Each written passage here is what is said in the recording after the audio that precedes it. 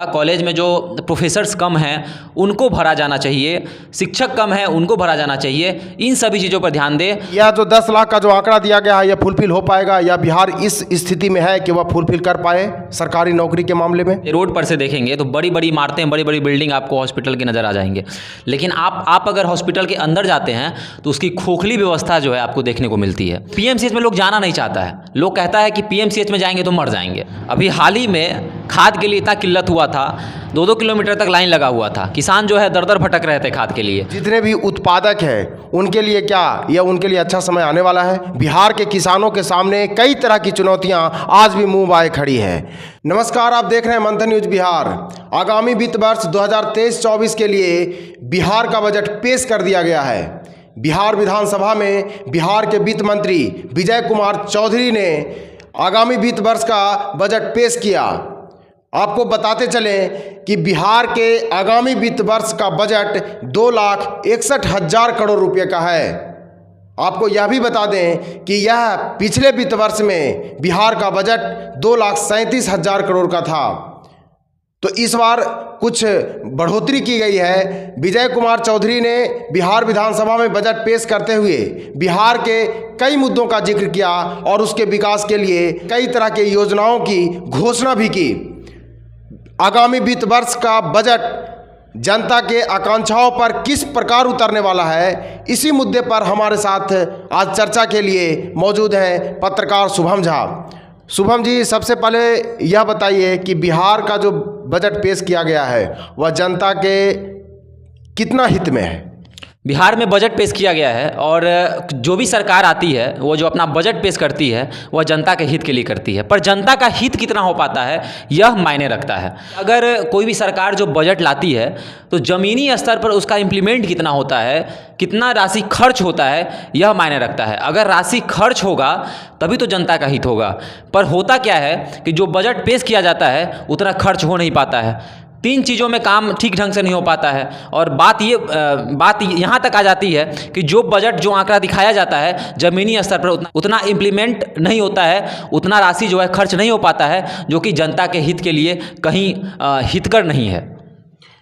विजय कुमार चौधरी ने शिक्षा का जिक्र करते हुए कहा कि कई करोड़ की राशि उन्होंने कन्या सुरक्षा योजना पर खर्च करने की बात कही है, साइकिल योजना पर खर्च करने की बात की है। साथ में आपको जो शिक्षक की वैकेंसी है, शिक्षा जगत में शिक्षकों की वैकेंसी के बारे में उन्होंने जिक्र किया है। तो आपको क्या लगता है कि सरकार हर वित्त वर्ष में शिक्षा का जो प्रावधान करती है, शिक्षा के लिए जो लक्ष्य बनाती है, क्या उसको पूर्ति कर पाती है, जो उसी के आधार पर हम ये उम्मीद करें कि आगामी वित्त वर्ष में भी वह पूरा हो पाएगा? देखिए, जहाँ तक शिक्षा की बात है तो अभी वर्तमान की जो शिक्षा व्यवस्था है वह किसी से छुपी नहीं है।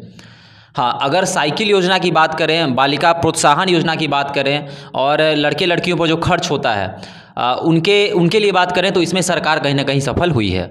साइकिल योजना नीतीश कुमार ने लाया तो वो गांव में जो भी लड़कियां पढ़ने नहीं जाती थी वो कहीं ना कहीं साइकिल से जो है दूर दूर तक पढ़ने जाने लगी। या फिर यह योजना है जो सरकार का सफल हुआ। प्रोत्साहन योजना जहां तक बात है तो अभी के वर्तमान समय में प्रोत्साहन योजना भी सफल है, लेकिन जहाँ तक शिक्षकों की बात है, पढ़ाई की बात है, स्कूल कॉलेजों में जो व्यवस्था होती है पढ़ाई की, प्रोफेसर्स की कमी है, शिक्षकों की कमी है, तो इन सभी चीज़ों पे ध्यान देना होगा, उन चीज़ों को फुलफिल करना होगा। कॉलेज में जो प्रोफेसर्स कम हैं उनको भरा जाना चाहिए, शिक्षक कम हैं उनको भरा जाना चाहिए, इन सभी चीज़ों पर ध्यान दें। बाकी चीज़ पे तो सरकार ध्यान दे ही रही है, लेकिन शिक्षक और प्रोफेसर और कहीं ना कहीं जो शिक्षा की व्यवस्था है इस चीज़ पर सरकार को ध्यान देना चाहिए। प्रोत्साहन योजना, साइकिल योजना देने से नहीं होगा।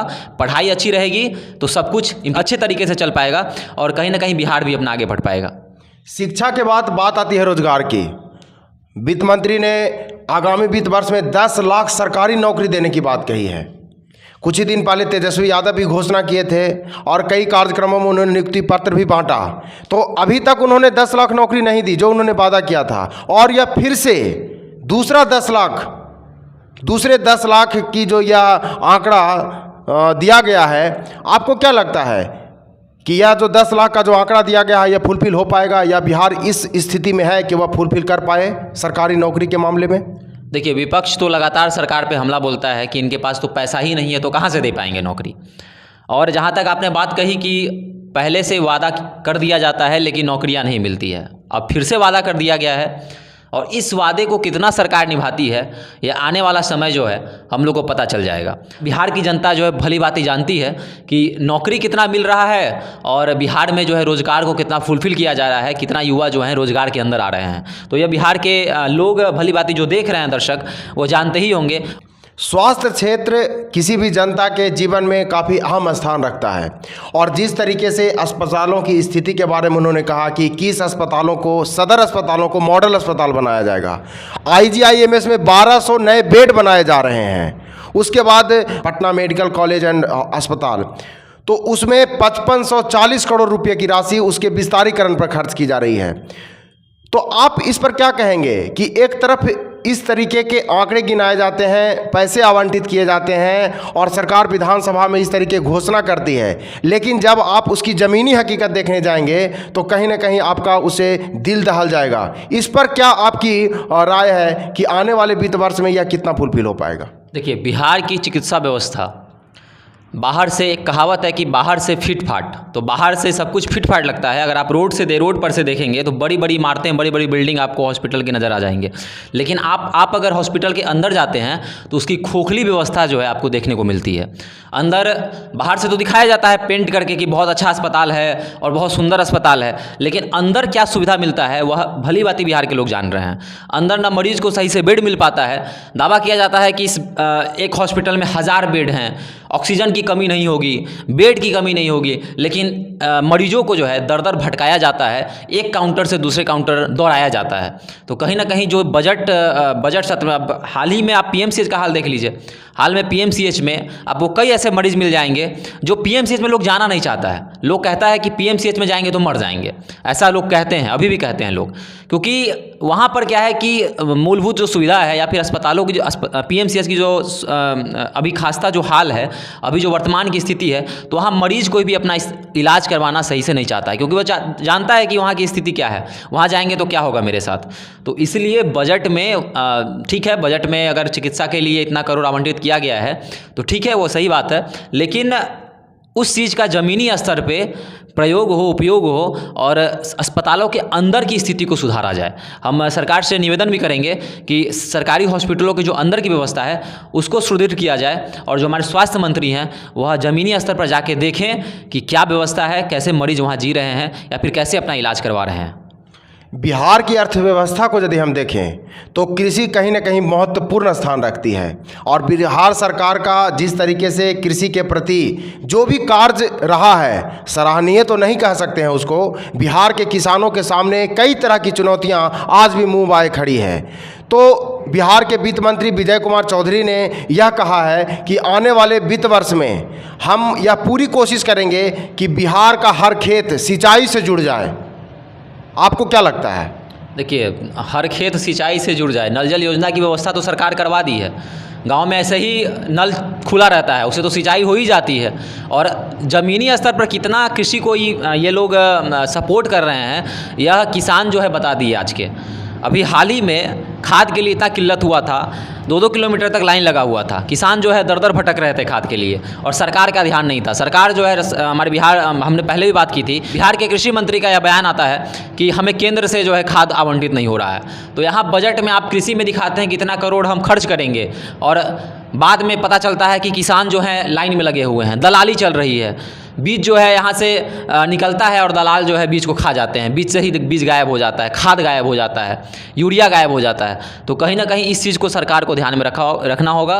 बजट पेश करने से नहीं होगा, बजट दिखाने से नहीं होगा, वोट बैंक की राजनीति करने से नहीं होगा। ज़मीनी स्तर पर किसान को कितना मिल रहा है और यहाँ से जो केंद्र से जो चीज़ चलता है राज्य में आता है और राज्य के बाद किसान के पास पहुँच पाता है कि नहीं पाता है या फिर बिचौलियों या दलालों के बीच बट जाता है, इस चीज़ को सरकार को देखना होगा। और कहीं ना कहीं हम सरकार से निवेदन भी करेंगे कि कृषि क्षेत्र में जो है बिहार में वो ध्यान दें और किसानों की जो स्थिति है उसको समझें और उस चीज़ को दूर करें।